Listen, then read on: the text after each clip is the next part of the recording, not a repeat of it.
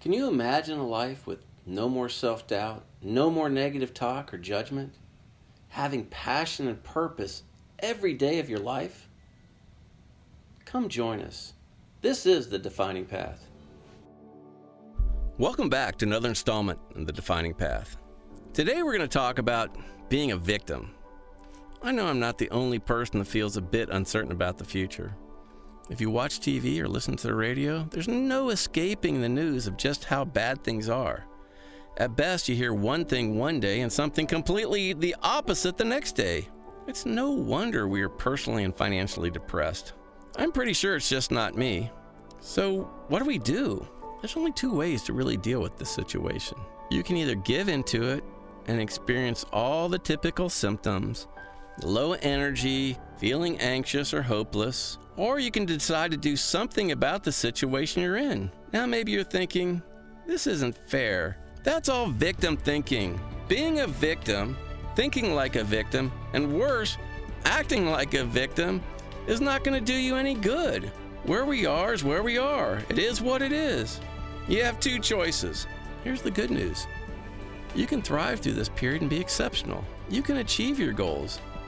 Most people don't know this, but more people became millionaires per capita during the Great Depression of the 1930s than any other time in this country's history. This is the opportunity for organizations and people who are willing and can make effective changes. The trick is to know what change looks like and then act on it, even if it seems counterintuitive. Now, this might seem obvious, but by many people's actions, it must not be. Too many people sit around feeling sorry for themselves, taking this wait-and-see approach.